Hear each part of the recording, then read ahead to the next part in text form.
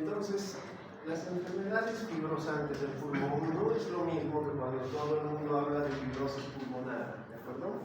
Cuando nosotros hablamos de fibrosis pulmonar, nos referimos generalmente a lo que se define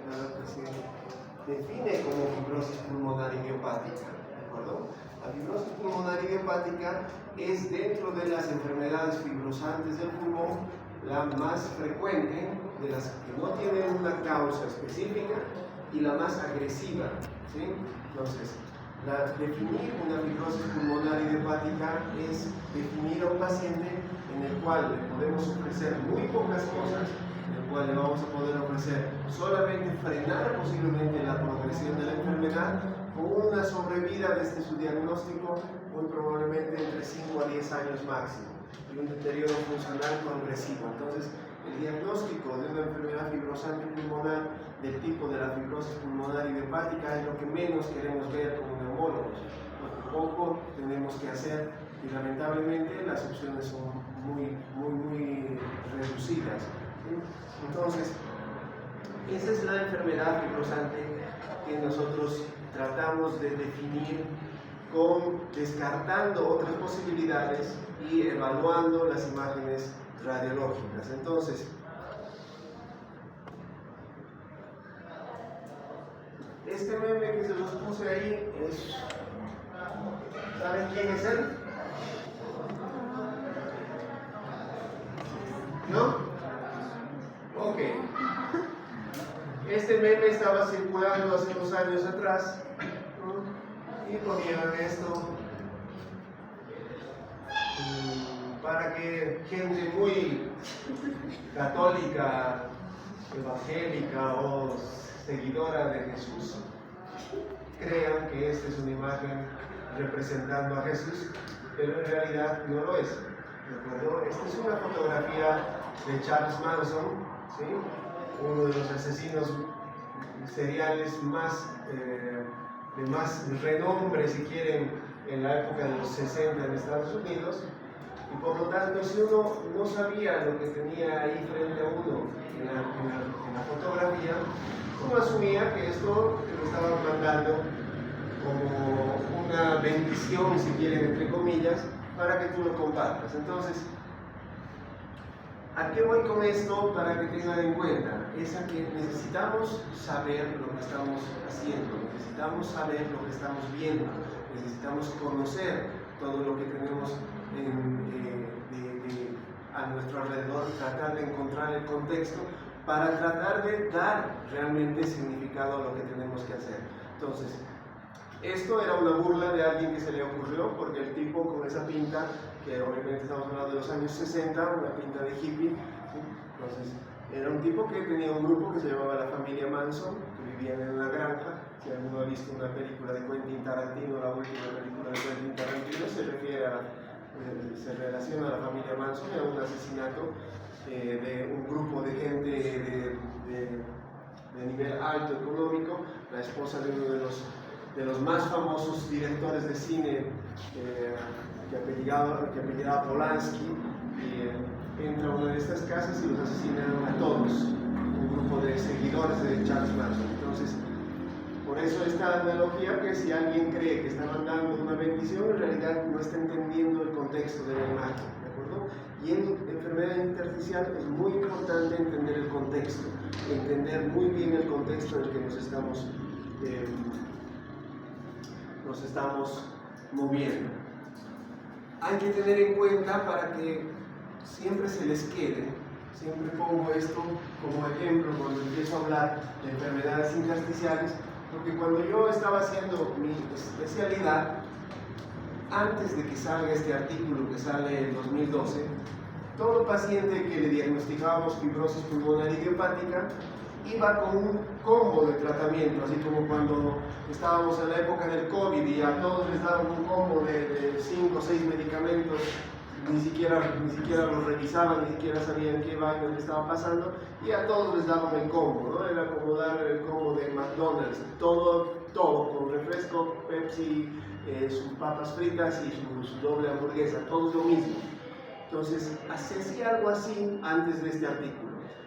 Se publicó un artículo antes de esto en el que se guiaba a todos los médicos a usar una triple terapia que consistía en dar corticoide, prednisona, consistía en dar N-acetilcisteína y estadoprina. Esos eran los tres medicamentos que se empezaba a dar a todo paciente en el que se definía fibrosis pulmonar idiopática. Posterior a eso, que ya todo, es decir, no estoy hablando solamente de Bolivia, sino todo el mundo hacía eso. Todos los sistemas de medicina hacían esto basados en un estudio previo que se había encontrado que era de poblaciones pequeñas en el que aparentemente iban bien. Posterior a eso se empezó a hacer un seguimiento. Y cuando haces un seguimiento de poblaciones más grandes, empiezas a tener resultados mejores. Entonces, cuando tenemos mejor evidencia, cuando más volumen de universo tenemos en los estudios, cuando tenemos comparación con grupos placebos y sobre todo cuando hay muchos de estos estudios y se logra hacer lo que se llama un metaanálisis, es decir, ya tope de tope en lo que es evidencia científica cuando uno lee un artículo, ¿de acuerdo? Y apareció este artículo en 2012, ya en el 2012 yo ya había terminado mi especialidad, pero seguíamos usando, todo el mundo seguía usando esto. Y en este artículo lo que comparan es este grupo de pacientes que recibía esta triple terapia con estos tres medicamentos con los que no recibían la triple terapia, y se demostró que los que recibían la medicación se morían más rápido que los que no recibían nada. O sea, lo que estábamos haciendo años antes de esta publicación era matar más rápido a nuestros pacientes. O sea, los estábamos matando más rápido, porque eso hacía que progresen más los pacientes con fibrosis pulmonar idiopática, y esa medicación no servía, porque no entendíamos bien lo que estábamos tratando, no entendíamos bien la fisiopatología de la enfermedad. Actualmente se conoce mejor a partir de estos estudios, pero no se conoce del todo, es decir, como todo en medicina, como les digo, hay cosas que posiblemente ustedes van saliendo de aquí y de aquí a unos 5 años posiblemente las cosas que ustedes han aprendido aquí ya no se usan o se cambian los paradigmas. ¿Por qué? Porque se sigue investigando. La medicina está en constante investigación y por lo tanto muchos de los medicamentos, muchas de las terapias que se usan en este momento posiblemente no sirvan para nada. ¿De acuerdo? Un ejemplo más, el oseltamivir, que es un antiviral que se usa para la influenza, ¿de acuerdo? Se publicó este año un metaanálisis, es decir, un análisis grande con todos los estudios, y se demostró que el oseltamivir no te disminuye la mortalidad, no te disminuye el riesgo de que los pacientes pasen a neumonía. Entonces, no hay evidencia de que este medicamento realmente funcione como creíamos que funcionaba. Entonces, todo esto es porque seguimos estudiando y se sigue estudiando en medicina y tenemos que seguir al día con esto. No podemos quedarnos en el tiempo, porque en medicina eso ya es quedarse en la prehistoria. Hay muchos médicos que todavía dan corticoide cuando ven una lesión intersticial y eso ya no se debe hacer, porque lo que necesitamos definir es la característica de la enfermedad. Fíjense, aquí hay un grupo de enfermedades intersticiales. Esta es una enfermedad intersticial asociada a la artritis reumática, enfermedad intersticial asociada a la esclerosis sistémica, es decir, tenemos enfermedades intersticiales asociadas a enfermedades del colágeno, enfermedades reumáticas, ¿de acuerdo? Que normalmente tienen que recibir de inicio el tratamiento como de enfermedad sistémica. Lo mismo, su misma medicación del artrítico reumático va a hacer que su enfermedad intersticial asociada también revierta, se controle. ¿Sí? Entonces, tenemos enfermedades no clasificables, tenemos la sarcoidosis, tenemos la hipersensibilidad, la neumonitis por hipersensibilidad y finalmente la neumonía intersticial usual o la fibrosis pulmonar idiopática. En este estudio, ¿qué se vio? Se vio que no solamente la fibrosis pulmonar idiopática, que se define como una fibrosis pulmonar progresiva, es decir, que en cada cierto tiempo este paciente va extendiendo sus lesiones, va deteriorando su función respiratoria y a la larga la mortalidad a 5 o 10 años es muy alta. Entonces, pero en este estudio lo que se vio es que no solamente la fibrosis pulmonar idiopática se comporta así, también las otras fibrosis pueden comportarse de esa forma. Pero ¿cuál es el problema? Que desde que aparecen los síntomas hasta que el paciente es detectado, es decir, que llega al médico y se lo diagnostica, en la gran mayoría ya ha pasado como 3 años desde que empezó la enfermedad. Si estamos hablando de que estos pacientes tienen un promedio de mortalidad entre 5 a 10 años, Estamos hablando de que a los 4 años estos pacientes, la mayoría de este grupo de pacientes ya se habían muerto. Es decir, tiempo muy difícil diagnosticarlos precozmente, sí, muy difícil.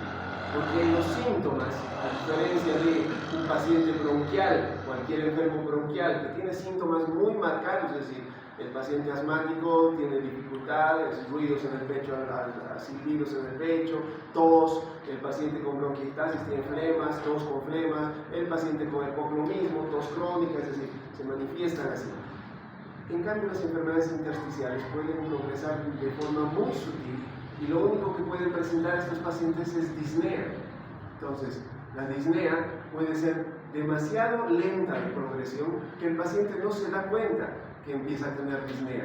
Es decir, lo único que nota es que antes podía subir hasta su segundo piso tranquilamente a un buen ritmo y luego siente que no está subiendo tan fácil hasta su segundo piso, pero no es algo que lo limite todavía, pero muchas veces lo asume que es porque está gordo, porque no ha hecho ejercicio, porque ya está viejo, es decir, y no le entra a captar que hay algo que no está funcionando bien. Entonces, no es fácil definir esto, ¿de acuerdo? Entonces, es importante que nosotros tengamos en la cabeza que hay factores de riesgo. Pacientes con enfermedad reumática, artritis reumática, enfermedad del colágeno, Sjögren, pueden tener patología intersticial. Pacientes con riesgo laboral, pacientes que trabajan con inhalación de polvo inorgánico, de minería, en ladrillo, con piedras, es decir, estos pacientes son pacientes que pueden tener enfermedad intersticial y tenemos que tenerlos en riesgo. Pacientes con posibles inhalación de polvo orgánico, pacientes granjeros, pacientes agrícolas, pacientes que crían aves, pacientes que trabajan en bosques, trabajan en zonas con demasiado moho, pueden también tener riesgo de enfermedades por inhalación de polvo orgánico. Entonces, todos estos datos tenemos que tenerlos en cuenta, ¿de acuerdo? ¿Para qué? Para que nosotros cuando nos auscultemos y escuchemos un dato de enfermedad posible intersticial, no lo dejemos pasar, ¿de acuerdo? Entonces, cuando hablábamos de enfermedad bronquial, ya sabemos que cuando tenemos enfermedad bronquial, sea cual sea la enfermedad bronquial, vamos a escuchar roncos, sibilantes, subcrépitos endógenos, ¿de acuerdo? Pero cuando tenemos enfermedad intersticial, lo que escuchamos son crépitos inspiratorios finos, ¿de acuerdo? Esos crépitos en velcro, esos crépitos finitos, que escuchábamos algunas veces cuando hablábamos de neumonía, que se pueden escuchar en edema pulmonar también.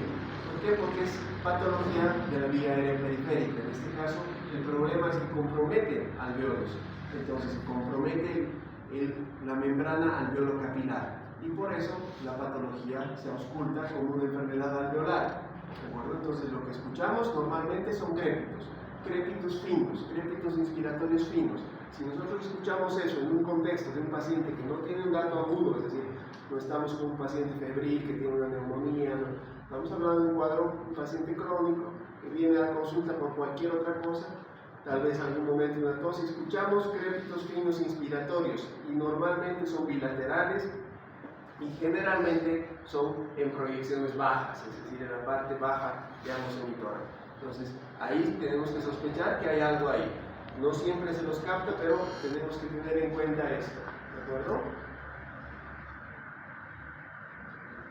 Entonces, los datos clínicos son demasiado inespecíficos, ¿de acuerdo? Los datos clínicos en síntomas son muy específicos. Disnea es el síntoma principal, ¿de acuerdo? Pueden tener ya datos de insuficiencia respiratoria crónica, sí, pero no ya son pacientes demasiado avanzados. Pueden tener una tos irritativa, una tos seca, sí, algunos sí, pero no es el dato principal, pero sí pueden tener. Pero la disnea sí. Y en la parte clínica lo que nos sirve son los antecedentes, los datos de antecedentes, ¿de acuerdo? Y por eso la importancia de tener una buena anamnesis, tener datos de enfermedades de base, datos de riesgos de inhalación. Entonces, ahí nosotros podemos detectar ya pacientes tempranamente. Eso sí nos sirve. Lo ideal sería trabajar con este grupo de pacientes en los que sí sabemos que tienen alta probabilidad de que van a tener alguna enfermedad intersticial. En los mineros, en los que trabajan en la industria de mineral, en fundiciones, etc., tendrían que tener un control regular. Por suerte en algunos lugares ya se los hace, radiografías que sean anuales o bianuales, ¿sí? Espirometrías como mínimo, que sean de seguimiento continuo para detectar a estos pacientes lo más temprano posible. La silicosis es la neumoconiosis más importante en nuestros países del tercer mundo. ¿De acuerdo? Eso es lo que más vemos en los pacientes con inhalación de polvo inorgánico. ¿De acuerdo? Lamentablemente, la silicosis, cuando se instala, ya no tiene vuelta atrás. Y lo que tienen que tener en la cabeza es que la silicosis es una enfermedad también progresiva, ¿no? Tiene un límite, esto progresa y se frena. Pero lamentablemente estos pacientes, así dejen de trabajar y dejen de tener contacto con el sílice o con el polvo que les ha producido esto, después de dejar de tener el contacto, tienen una probabilidad de 10 años de progresión de la enfermedad. Y no hay nada, no hay ningún medicamento que frene eso. Por lo tanto, cuanto más tardíos los vamos a detectar y vamos a decirle, bueno señor, usted ya no puede entrar a trabajar o ya tiene que tener demasiada protección para entrar a trabajar a su centro, porque esto va a progresar más. Si los captamos muy tardíamente, sabemos que de aquí a 10 años ese paciente que posiblemente se agitaba solamente al subir las gradas, posiblemente de aquí a 10 años se agite cuando se vista o se baña. ¿Por qué? Porque esto va a progresar, lo tenemos que tratar. Por eso es importante que en este grupo de pacientes lo que hagamos sea muy temprano, es decir, detectar tempranamente las enfermedades y tratar de frenarlas lo más antes posible. La silicosis se asocia también a enfermedades como infecciosas como la tuberculosis, que condiciona eso, y lamentablemente se asocia con un alto incremento de posibilidad de cáncer de pulmón. Entonces, la silicosis, que vamos a ver después en enfermedades ocupacionales, es algo que tenemos que tener en cuenta, sobre todo en la forma de detección temprana y sospechar cuando tengamos un paciente con antecedentes laborales y tratar de recomendar que tenga regularidad en sus controles. Bueno, esta es una radiografía de silicosis. Fíjense que lo que hay son imágenes que normalmente se comportan como líneas. Cuando hablamos de radiografías y hablamos de intersticio, no es lo mismo que cuando hablamos de radiografías de enfermedad de la vía aérea en neumonía, que es una imagen algodonosa, radiopaca, heterogénea, de bordes mal definidos, ¿no? Cuando hablamos de intersticio, en radiografía hablamos de líneas y de nódulos. Líneas y nódulos, eso es intersticio, ¿de acuerdo? Entonces, cuando hablamos de intersticio, lo que vamos a ver son nódulos y líneas, nodulitos y líneas engrosadas, radiopacas, ¿de acuerdo? En este caso, la silicosis, generalmente la afectación es superior y hacia abajo es menos la agresión. Es todo lo contrario de una fibrosis pulmonar idiopática. La idiopática es menos hacia los ápices y la lesión empieza a aumentar hacia las partes bajas. Entonces, ese también es un dato importante en la parte radiológica. Y aquí entra algo que ustedes tienen más familiaridad que mi generación, ¿de acuerdo?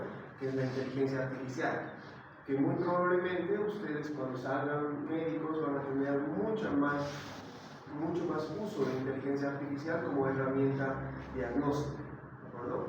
Entonces, la inteligencia artificial es todavía una herramienta, no es algo que vaya a sustituirnos, por lo menos en este momento no, ¿de acuerdo? No sé, de aquí a algunos años tal vez, pero en este momento no, todavía no lo sustituye, todavía es una buena herramienta cuando se la sabe usar.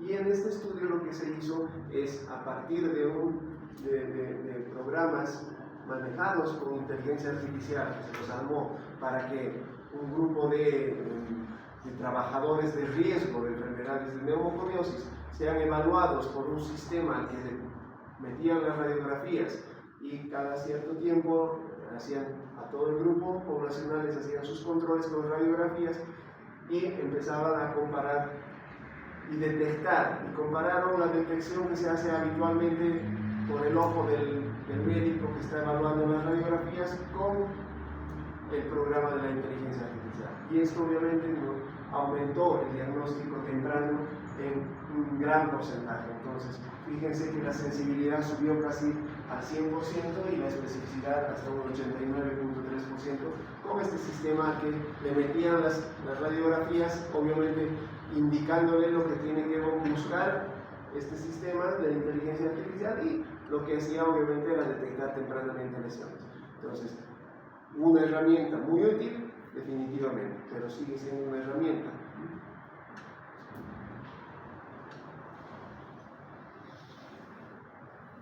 Entonces, esto definitivamente, esto se hizo en trabajadores de mina de carbón,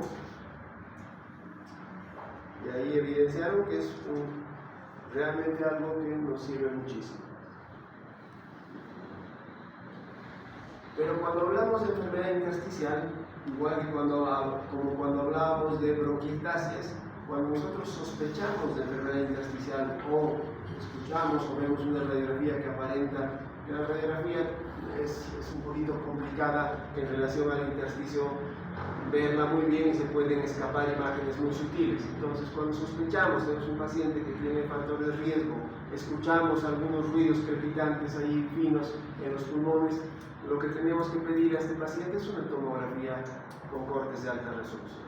Paciente con sospecha de intersticio tiene que tener tomografía. No nos podemos quedar lamentablemente con la radiografía en los pacientes con intersticio. ¿Por qué? Porque definitivamente la tomografía ha venido a darnos mayores posibilidades de sospecha diagnóstica. ¿De acuerdo? La tomografía definitivamente nos da las características del patrón que nosotros vemos para sospechar la agresividad, o también nos orienta a un tipo de enfermedades que pueden tener características específicas. En este caso, lo que vemos son las lesiones quísticas destructivas, que se llaman empanal de abejas, subpleurales, es decir, que están justo al lado de la pleura, ¿sí? Están debajo de la pleura, y que van en general mucho más agresivas en las partes bajas que en las partes altas. Entonces, esto es con algunas bronquiectasias de tracción, ¿sí? Bronquiectasias de tracción, que hablábamos cuando hablamos de bronquiectasias producidas secundarias a la fibrosis, a la tracción de la fibrosis. Esto es un patrón que se llama de fibrosis pulmonar usual, ¿de acuerdo? Este es un patrón de neumonitis intersticial usual. Entonces, este patrón, que ya se lo estudió muchas veces, antes de que se defina bien este patrón tomográfico, para definir un paciente con fibrosis pulmonar idiopática, muchas veces había que biopsiarlo.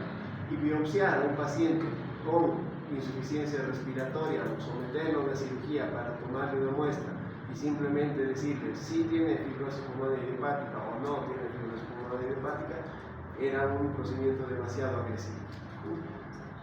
Hace algún tiempo entró para eso lo que se llama la criobiopsia, que es una biopsia por broncoscopía con un catéter de congelación, que lo que se hace es, entramos con el broncoscopio, metemos la sonda de criobiopsia y lo que hace es enclavarse en una zona, se dispara, digamos, el criosensor, esto congela una zona y lo que hacemos es arranca un pedazo de pulmón, ¿no? Entonces, esas criobiopsias, a diferencia de biopsias con pinza que hacemos normalmente con broncoscopía, eran mucho más efectivas porque tenían mucha mayor cantidad de parénquima pulmonar, con alto riesgo de sangrado, más del 30% de complicaciones de sangrado, con alto riesgo de que hagan neumotórax los pacientes, más de un 30% de trauma necesitaban después de hacerle la broncoscopía ponerle tubo porque hacían neumotórax, pero nos disminuye el riesgo de meterlo al paciente en un quirófano,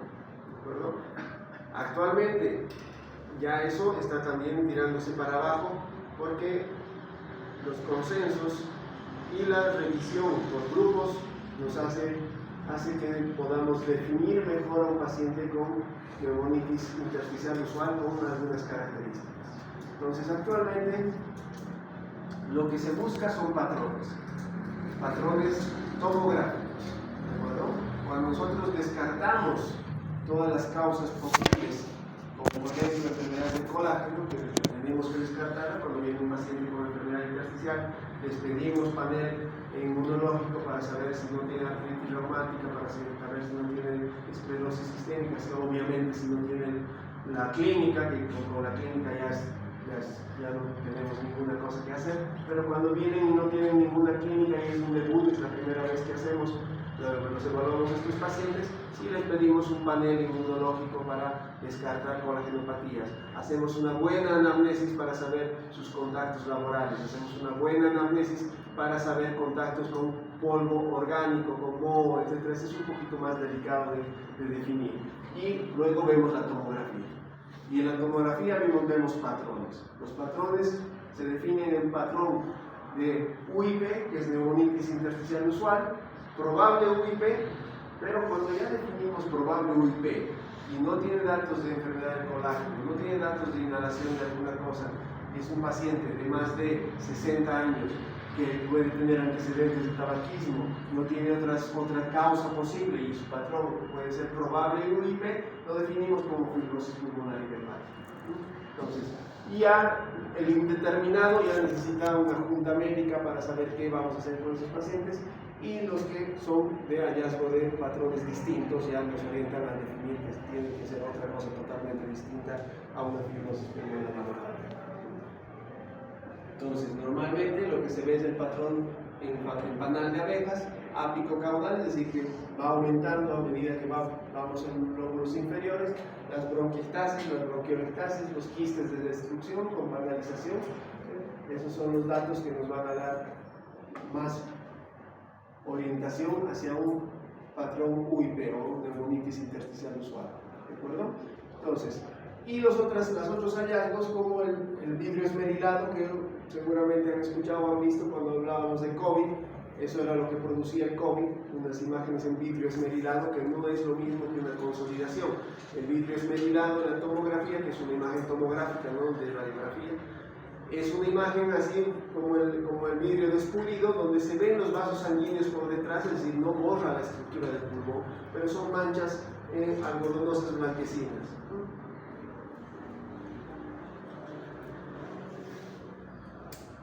Otro de los patrones es el patrón nodular. Nódulos. ¿De acuerdo? Cuando vemos nódulos, lo más frecuente que pensamos es sarcoidosis. Podemos pensar cuando es mucho más diseminada en una tuberculosis miliar, ¿de acuerdo? Y también se sospecha en enfermedades metastásicas. Cuando los nódulos están distribuidos bilaterales casi simétricos, nos están hablando de que tenemos un problema de diseminación hematógena. Entonces, los nódulos también son patología intersticial, ¿de acuerdo? Muy bien.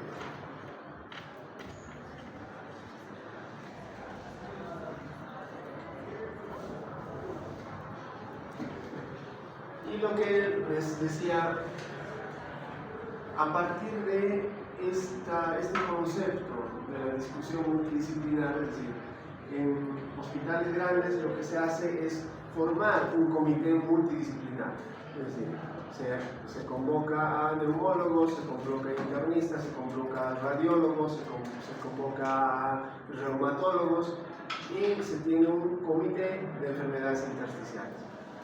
¿Por qué? Porque no es fácil definir muchas veces el diagnóstico y la conducta que se va a hacer. Y entonces los comités multidisciplinares sí funcionan muy bien cuando tienen una práctica continua donde se presentan los casos, se presentan todos los datos, los laboratorios y sobre todo las imágenes radiotomográficas. Y a partir de eso, el comité multidisciplinar dice, bueno, esto sí, definitivamente todos estamos de acuerdo, que es una fibrosis pulmonar idiopática y tiene que entrar a terapia con antifibróticos. O no, o esto tiene que ir a biopsia, o este paciente más orienta a esto, hay que probar otra terapia. Entonces, no es fácil manejar las enfermedades intersticiales y esto es importante porque muchas veces se quedan pacientes que les han dicho, tiene fibrosis, y ahí se quedan. Es decir, llegan pacientes muy destruidos a la consulta muchas veces porque no se los ha derivado y el médico ha dicho, usted tiene fibrosis, pero no teniendo el concepto de que las enfermedades fibróticas tienen muchas causas, muchas etiologías, ¿de acuerdo?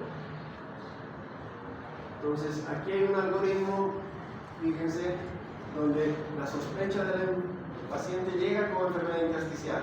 Es decir, lo que definimos y diagnosticamos de entrada es una enfermedad intersticial difusa. Y de ahí empezamos a evaluar. Tiene una enfermedad relacionada al colágeno, tiene una enfermedad relacionada a inhalación de polvo inorgánico, tiene una enfermedad relacionada a polvo orgánico. Si no tiene ninguna de estas características y las descartamos, bueno, entramos a buscar las enfermedades que no tienen una causa específica. Orientan a una sarcoidosis, o es una neumonitis no específica, o es una neumonitis intersticial, una fibrosis pulmonar idiopática, que es lo que menos queremos diagnosticar, pero en realidad que es lo que más hay en relación a las enfermedades que no tienen una causa específica. ¿Y por qué nos interesa esto? Porque la fisiopatología es distinta. ¿Sí? Entonces, aquí tienen arriba la enfermedad intersticial asociada a la esclerosis sistémica, a la artritis reumática, sarcoidosis, la neumonitis por hipersensibilidad, que es la inhalación de polvo orgánico, la neumonitis no específica idiopática, neumonitis no clasificables, y al final tiene la fibrosis pulmonar idiopática. Estas comparten algunas características fisiopatológicas inflamatorias. Bueno, su fisiopatología en estas es parecida, similar, por lo menos hasta lo que sabemos ahora, pero su fisiopatología es totalmente distinta. Estas tienen una reacción inflamatoria que puede darnos una opción de usar medicación antiinflamatoria. La fibrosis pulmonar idiopática no tiene una fisiopatología inflamatoria, tiene una fisiopatología netamente fibrótica, y entonces no nos sirven los medicamentos antiinflamatorios. Y entonces, a partir de eso, si nosotros tenemos este grupo de enfermedades y las clasificamos como alguna de estas, podemos considerar usar antiinflamatorios como corticoides o algunos inmunomoduladores como acetoprina, como diclofenolato, rituximab, es decir, medicación ya biológica también que puede entrar en este grupo de pacientes y que puede frenar y en algunos casos hasta revertir lesiones.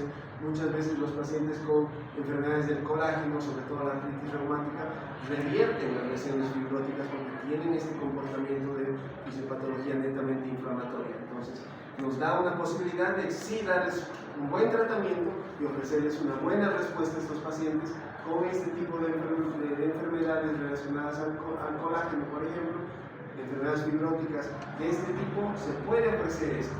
Pero si nosotros definimos fibrosis pulmonar idiopática, no tenemos esa opción. Porque como hemos visto, estos pacientes dándoles antiinflamatorios, se nos mueren más rápido. Y por lo tanto, a lo único que podemos llegar es ofrecerles antifibróticos. En nuestro medio tenemos un antifibrótico solamente de esos dos que hay en todo el mundo, uno es la pirfenidona y el otro es el Mintedapib. La pirfenidona es la que tenemos nosotros aquí. Medicamento caro, medicamento no fácil de tolerar, dosis altas, necesitamos llegar a que el paciente consuma 3 cápsulas cada 8 horas. Entonces, en esos pacientes, este medicamento lo único que hace es frenar la enfermedad, evitar que estos pacientes progresen rápido, evitar que estos pacientes deterioren mucho su función respiratoria y no se puedan mover ni 2 pasos sin estar con su oxígeno. Entonces, esa es la decisión importante cuando necesitamos definir los diagnósticos en una enfermedad intersticial difusa. ¿De acuerdo? Ok, ahí lo chicos.